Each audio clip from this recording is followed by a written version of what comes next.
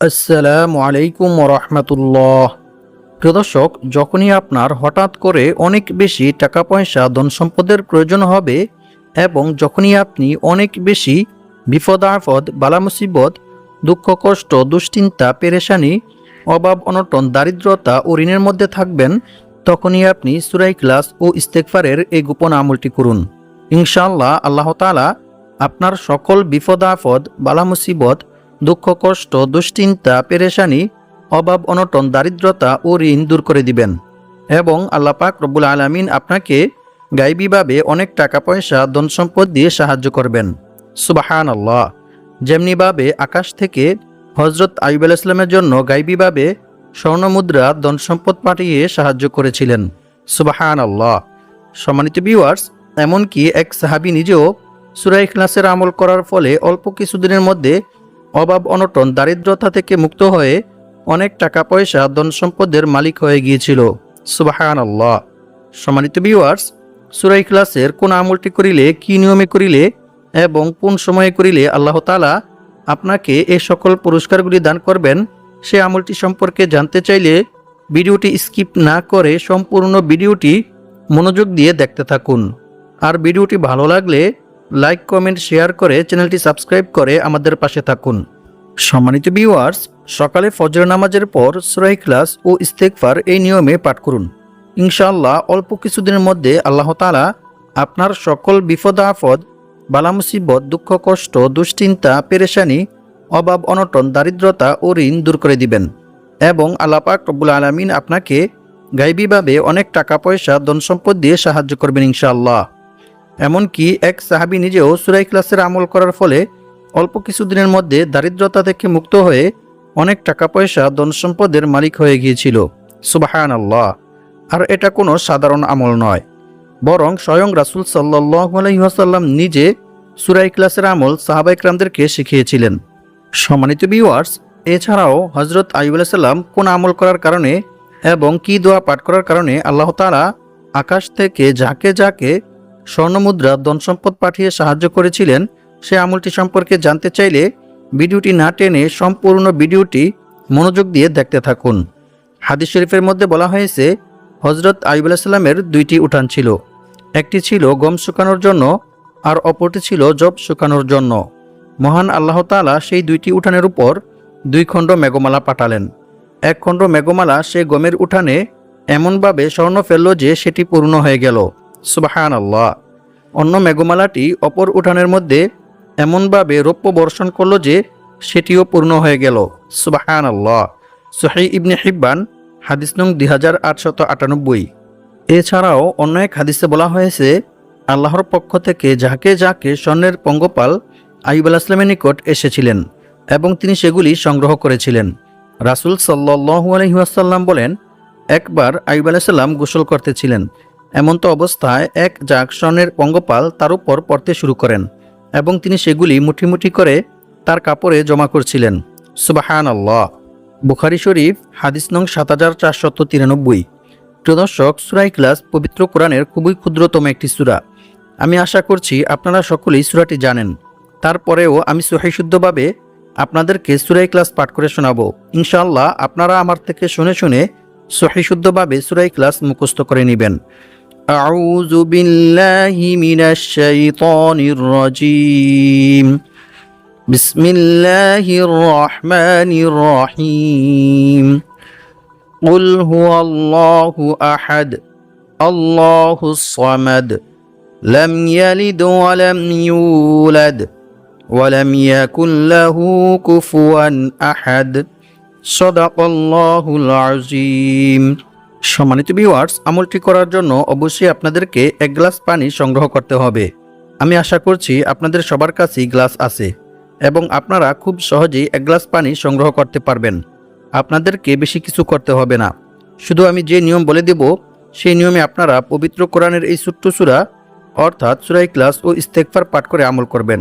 তাহলে ইনশাআল্লাহ অল্প কিছুদিনের মধ্যে আল্লাহ তাআলা আপনাদের সকল বিপদ আপদ বালা মুসিবত দুঃখ কষ্ট পেরেশানি অভাব অনটন দারিদ্রতা ও ঋণ দূর করে দিবেন এবং আল্লাহ তাআলা আপনাদেরকে গায়বীভাবে অনেক টাকা পয়সা ধন সম্পদ দিয়ে সাহায্য করবেন। তবে মনে রাখতে হবে, প্রতিটি আমল করার জন্য অবশ্যই আল্লাহর উপর এবং আল্লাহর কোরআনের উপর দৃঢ় বিশ্বাস রাখতে হবে। তবেই আপনি আমলটি করে রেজাল্ট পাবেন এবং উপকৃত হবেন। অন্যথায় আপনার এই আমল বৃথা হয়ে যাবে। কারণ আল্লাহ তাআলা বলেন, আমি এই কোরআন সৃষ্টি করেছি মুমিনদের শেফার জন্য। আর যারা আল্লাহর উপর বিশ্বাস রাখে, আল্লাহর উপর ভরসা করে, তাদের জন্য আল্লাহই যথেষ্ট। আল্লাহ তাআলা তাদের মনের সকল ইচ্ছা পূর্ণ করবেনই। সুবহানাল্লাহ। তাই আমলটি করার জন্য অবশ্যই আপনাদেরকে মনে প্রাণে বিশ্বাস রাখতে হবে যে আমি এই আমলটি করার ফলে আল্লাহ তাআলা আমাকে গায়বীভাবে টাকা পয়সা ধন সম্পদ দিয়ে সাহায্য করবেন, যেভাবে আল্লাহ তাআলা তার নবী হযরত আইয়ুব আলাইহিস সালামকে গায়বীভাবে স্বর্ণমুদ্রা ধন সম্পদ দিয়ে সাহায্য করেছিলেন।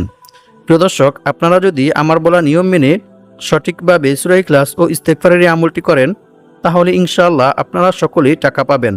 কারণ এটি কোনো সাধারণ আমল নয়, বরং এটি হচ্ছে সূরা ইখলাস ও ইস্তেগফারের আমল, যে সূরার অনেক ফজিলতের কথা বিভিন্ন হাদিস শরীফের মধ্যে রাসূল সাল্লাল্লাহু আলাইহি ওয়াসাল্লাম বর্ণনা করেছেন।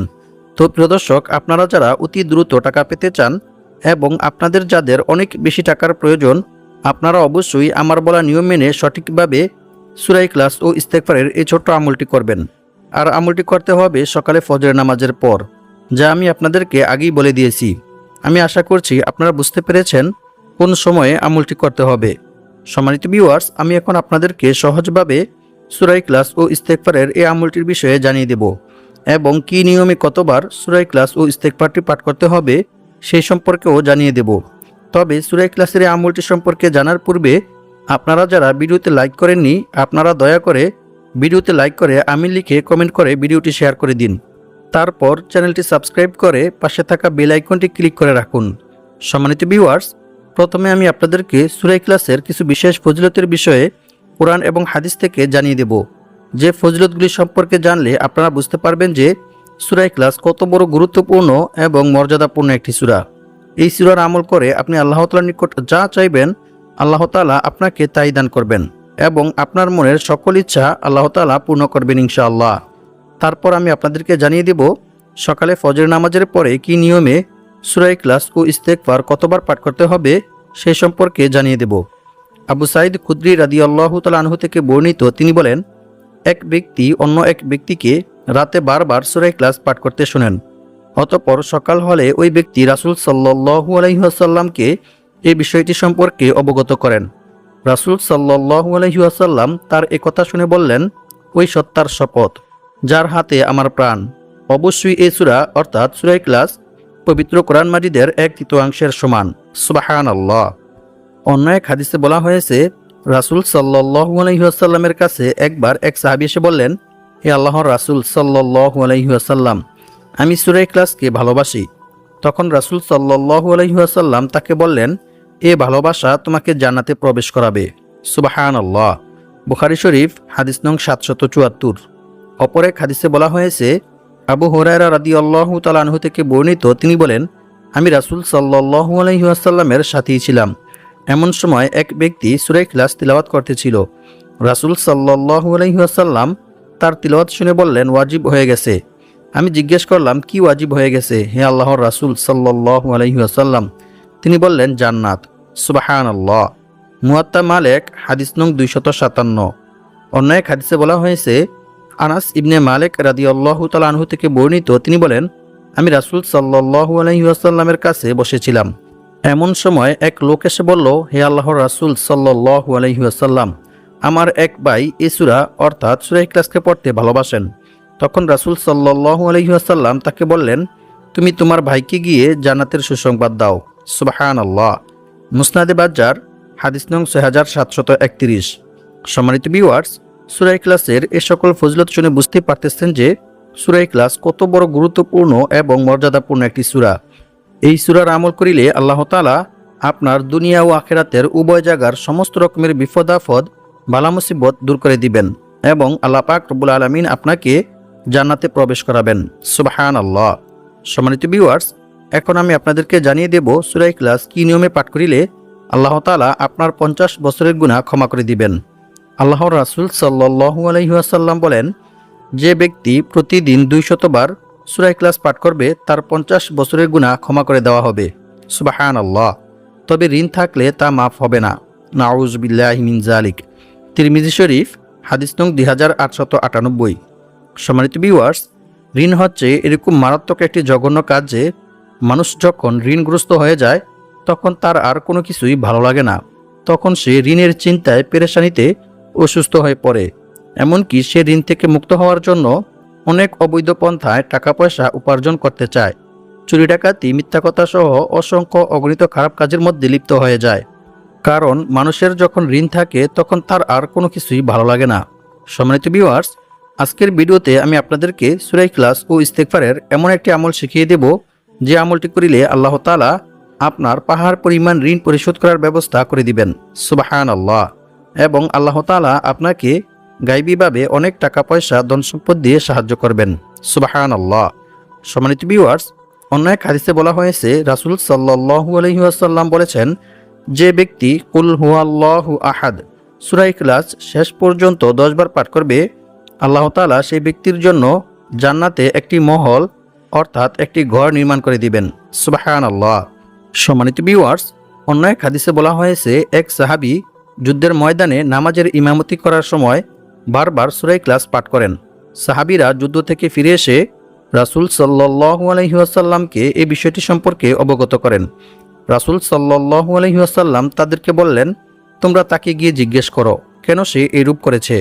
সাহাবীরা যখন তাকে জিজ্ঞেস করলেন তখন ওই সাহাবী জানালেন, এই সূরায় আল্লাহর গুণাবলী বর্ণিত হয়েছে, তাই আমি এই সূরাকে ভালোবাসি। অতঃপর সাহাবীরা যখন রাসূল সাল্লাল্লাহু আলাইহি ওয়াসাল্লামের নিকট এসে একথা বললেন তখন রাসূল সাল্লাল্লাহু আলাইহি ওয়াসাল্লাম তাদেরকে বললেন, তোমরাও তাকে গিয়ে বলো আল্লাহ তাআলাও তাকে ভালোবাসেন। সুবহানাল্লাহ। বুখারী শরীফ হাদিস নং 7375। সম্মানিত ভিউয়ার্স, যে ব্যক্তিকে স্বয়ং আল্লাহ তাআলা নিজে ভালোবাসেন, পছন্দ করেন, সে ব্যক্তির কি আর কোনো বিপদ আপদ, বালা মুসিবত, দুঃখ কষ্ট, দুশ্চিন্তা, পেরেশানি, অভাব অনটন, দারিদ্রতা ও ঋণ থাকতে পারে? কখনোই না। বরং আল্লাহ তাআলা নিজ অনুগ্রহে ওই ব্যক্তিকে সাহায্য করবেন। সুবহানাল্লাহ। তাই আমরা সকলেই আজকের ভিডিও থেকে সূরা ইখলাস ও ইস্তেগফারের এই আমলটি শিখে নিয়ে ইনশাআল্লাহ আমলটি করার চেষ্টা করব। সম্মানিত ভিউয়ার্স, সূরা ইখলাসের এই সকল ফজিলত শুনে বুঝতেই পারতেছেন যে সূরা ইখলাস কত বড় গুরুত্বপূর্ণ এবং মর্যাদাপূর্ণ একটি সূরা। সূরা ইখলাস ও ইস্তেগফারের এই আমলটি করে আপনি আল্লাহ তাআলার নিকট যা চাইবেন ইনশাআল্লাহ আল্লাহ তাআলা আপনাকে তাই দান করবেন এবং আল্লাহ পাক রব্বুল আলামিন আপনাকে গায়বীভাবে অনেক টাকা পয়সা ধন সম্পদ দিয়ে সাহায্য করবেন ইনশাআল্লাহ। প্রিয় দর্শক, কিছুক্ষণ পর আমি আপনাদেরকে সূরা ইখলাসের এই ছোট্ট নিয়মটি সম্পর্কে জানিয়ে দেব। তার আগে প্রথমে আপনাদেরকে এই আমলটি করার জন্য অবশ্যই ভালোভাবে ওযু করে পাক পবিত্র হয়ে প্রস্তুতি গ্রহণ করতে হবে। প্রিয় দর্শক, আমলটি করার জন্য সকালে ফজরের নামাজ অবশ্যই জামাতের সহিত আদায় করতে হবে, আর মেয়েরা ঘরেই আদায় করবেন। তারপর একটা পরিষ্কার পরিচ্ছন্ন পাক পবিত্র গ্লাস নেবেন। সেই গ্লাসে 1 গ্লাস পরিষ্কার পবিত্র পানি নেবেন। তারপর একটি বিশেষ ইস্তেগফার পাঠ করবেন। সম্মানিত ভিউয়ার্স, ইস্তেগফার পাঠ করলে যে শুধু গুনাহ মাফ হয় এমনটা নয়, বরং আল্লাহ তাআলা বান্দার তাওবা ইস্তেগফারের মধ্যে রেখেছেন অসংখ্য অগণিত উপকার ও পুরস্কার। ইস্তেগফার পাঠ করিলে আল্লাহ তাআলা বান্দার উপর কি পরিমাণ খুশি হন এবং বান্দাকে কি পরিমাণ পুরস্কার দান করেন তা আপনারা জানলে অবাক হয়ে যাবেন। ইস্তেগফার পাঠ করিলে আল্লাহ তাআলা বান্দাকে কি কি পুরস্কার দান করেন সেই সম্পর্কে আমি এখন আপনাদেরকে জানিয়ে দেব ইনশাআল্লাহ। ইস্তেগফার পাঠ করার প্রতি গুরুত্ব দিয়ে মহান আল্লাহ তাআলা পবিত্র কোরআনের মধ্যে বলেন, ইল্লা মান তাবা ওয়া আমানা ওয়া আমিলা আমালান সালিহা ফাউলাইকা ইউবাদদিলুল্লাহু সাইয়্যাতিহিম হাসানাত ওয়া কানাল্লাহু গফুরার রহিমা। অর্থ, তবে যে ব্যক্তি তাওবা করে, ঈমান আনে এবং সৎকর্ম করে, পরিণামে আল্লাহ তাআলা তার পাপগুলিকে নেকি দ্বারা পরিবর্তন করে দেন। সুবহানাল্লাহ। আল্লাহু আকবার। সূরা ফুরকান আয়াত নং 70। অন্য এক আয়াতে আল্লাহ তাআলা আরো বলেন, আর যে ব্যক্তি আল্লাহকে ভয় করবে, আল্লাহ তাআলা তার সমস্ত সমস্যা থেকে উত্তরণের পথ বের করে দিবেন এবং আল্লাহ তাআলা তাকে এমন জায়গা থেকে রিজিক দান করবেন যা সে কল্পনাও করতে পারবে না। অর্থাৎ তার ধারণার বাইরে থেকে গায়বীভাবে আল্লাহ তাআলা তার রিজিকের ব্যবস্থা করে দিবেন। সুবহানাল্লাহ। আর যে ব্যক্তি আল্লাহর উপর ভরসা করবে তার জন্য তিনিই যথেষ্ট হবেন। নিশ্চয়ই আল্লাহ তাআলা তার সমস্ত ইচ্ছা পূর্ণ করবেনই। সুবহানাল্লাহ। আল্লাহু আকবার। সম্মানিত ভিউয়ার্স, আল্লাহ তাআলাকে ভয় করার সর্বোত্তম মাধ্যম হচ্ছে তাওবা ইস্তেগফার করা, ক্ষমা প্রার্থনা করা। বান্দার দ্বারা ইচ্ছায় কিংবা অনিচ্ছায় কোনো গুনাহ সংঘটিত হয়ে গেলে বান্দা যদি আল্লাহর ভয়ে, আল্লাহর আযাবের ভয়ে আল্লাহ তাআলার নিকট তাওবা ইস্তেগফার করে, ক্ষমা প্রার্থনা করে, তাহলে আল্লাহ তাআলা অনেক খুশি হন। রাসূল সাল্লাল্লাহু আলাইহি ওয়াসাল্লাম বলেছেন, মরুভূমিতে হারিয়ে যাওয়া উট খুঁজে পেয়ে উটের মালিক যতটা খুশি হয়, যখন কোনো গুনাহগার বান্দা আল্লাহ তাআলার নিকট তাওবা ইস্তেগফার করে, ক্ষমা প্রার্থনা করে, তখন আল্লাহ তাআলা এর চাইতে অনেক অনেক বেশি খুশি হন। সুবহানাল্লাহ, আল্লাহু আকবার। এমনকি আল্লাহ তাআলা বান্দার প্রতি খুশি হয়ে বান্দাকে অসংখ্য অগণিত পুরস্কার দান করেন। সুবহানাল্লাহ। রাসূল সাল্লাল্লাহু আলাইহি ওয়াসাল্লাম বলেছেন, যে ব্যক্তি বেশি বেশি তাওবা ইস্তেগফার পাঠ করবে, আল্লাহ তাআলা তার সমস্ত সমস্যা থেকে উত্তরণের পথ বের করে দিবেন। তার সমস্ত বিপদ আপদ, বালা মুসিবত, দুঃখ কষ্ট, পেরেশানি, অভাব অনটন, দারিদ্রতা দূর করে দিবেন এবং আল্লাহ পাক রব্বুল আলামিন তাকে এমন জায়গা থেকে রিজিক দান করবেন যা সে কল্পনাও করতে পারবে না। অর্থাৎ তার ধারণার বাইরে থেকে গায়বীভাবে আল্লাহ তাআলা তার রিজিকের ব্যবস্থা করে দিবেন। সুবহানাল্লাহ, আল্লাহু আকবার। সুনানে আবু দাউদ, হাদিস নং 1518। আর আল্লাহ তাআলার উপর ভরসা করার সর্বোত্তম মাধ্যম হচ্ছে বিপদ আপদ, বালা মুসিবত, দুঃখ কষ্ট, দুশ্চিন্তা, পেরেশানি, অভাব অনটন, দারিদ্রতা সর্ব অবস্থায় আল্লাহর উপর ভরসা করা এবং রিজিক বৃদ্ধি হওয়ার যে সকল দোয়া ও আমল রয়েছে সেগুলির মাধ্যমে আল্লাহ তাআলার নিকট দোয়া করে সাহায্য চাওয়া। সম্মানিত ভিউয়ার্স, এখন আমি আপনাদেরকে সূরা ইখলাসের এই দুটি আমল সম্পর্কে জানিয়ে দিব। আমলটি করার জন্য অবশ্যই আপনাকে পাক পবিত্র হয়ে, পরিষ্কার পরিচ্ছন্ন হয়ে প্রস্তুতি গ্রহণ করতে হবে। আমলটি করতে হবে সকালে ফজর নামাজের পর। আমলটি করার পূর্বে অবশ্যই আপনারা 2 রাকাত সালাতুল হাজত নামাজ আদায় করে নেবেন। ওই 2 রাকাত সালাতুল হাজত নামাজের মধ্যে 2 সিজদার মাঝখানে যে বৈঠক রয়েছে, সেই বৈঠকের মধ্যে একটি বিশেষ ইস্তেগফার পাঠ করবেন। ইস্তেগফারটি হচ্ছে, আল্লাহুম্মা গফিরলি ওয়ারহামনি ওয়াহদিনি ওয়াআফিনি ওয়ারযুকনি।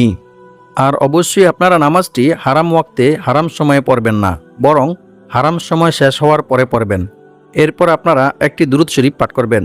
দুরূদ শরীফটি হচ্ছে, আল্লাহুম্মা সাল্লি ওয়া সাল্লিম আলা নাবিয়িনা মুহাম্মদ। এই দুরূদ শরীফটি 81 বার পাঠ করবেন। এরপর লা হাওলা ওয়ালা কুওয়াতা ইল্লা বিল্লাহ, এই ইস্তেগফারটি 100 বার পাঠ করবেন। এরপর আরও একটি ইস্তেগফার পাঠ করবেন, সেটি হচ্ছে, আল্লাহুম্মা গফিরলি যামবি ওয়া ওয়াসি'লি ফি দারি ওয়া বারিকলি ফি রিজকি। এই ইস্তেগফারটি 31 বার পাঠ করবেন। এরপর সুবহানাল্লাহ 55 বার পাঠ করবেন। আলহামদুলিল্লাহ 55 বার পাঠ করবেন। অতঃপর 16 বার সূরা ইখলাস পাঠ করবেন। প্রত্যেকবার সূরা ইখলাস পাঠ করার পূর্বে বিসমিল্লাহির রহমানির রহিম পাঠ করে নেবেন। এরপর সূরা ইখলাস পাঠ করা শেষ হলে কয়েকবার ইস্তেগফার ও দুরূদ শরীফ পাঠ করে আল্লাহ তাআলার নিকট দোয়া করবেন। দোয়ার মধ্যে আপনি যা চাইবেন আল্লাহ তাআলা আপনাকে তাই দান করবেন ইনশাআল্লাহ। দোয়ার মধ্যে আরও একটি দোয়া পাঠ করবেন, সেটি হচ্ছে, আল্লাহুম্মা কফিনি বিহালালিকা আন হারামিকা ওয়া আগনিনি বিফদলিকা আম্মান সিওয়াক। দোয়া শেষ করে কয়েকবার ইস্তেগফার ও দুরূদ শরীফ পাঠ করে নেবেন। এরপর আপনার কাছে থাকা যে গ্লাসটি রয়েছে, সেই গ্লাসের মধ্যে 3টি ফু দিয়ে বিসমিল্লাহির রহমানির রহিম বলে পানিটি পান করে নেবেন। আরেকটি আমল হচ্ছে, আপনি যখন ঘরে প্রবেশ করবেন তখন সালাম দিবেন, অতঃপর একবার সূরা ইখলাস পাঠ করবেন। এভাবে আমল করার ফলে একজন সাহাবী অল্প কিছুদিনের মধ্যেই দারিদ্রতা, অভাব অনটন থেকে মুক্ত হয়ে গিয়েছিল। সুবহানাল্লাহ।